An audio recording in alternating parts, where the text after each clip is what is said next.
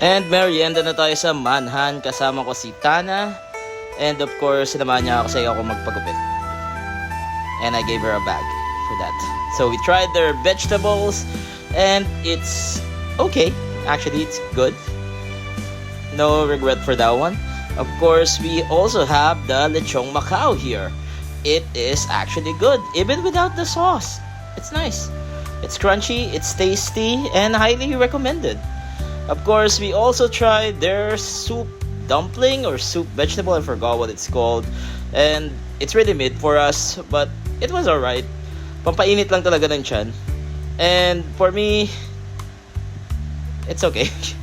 Of course, the soup dumpling is always present. It's hot, it's steamy, and at pagkagat ni Tana, napasok agad siya. So yeah, don't eat it fast. But taste quality, it's good as well and highly recommended.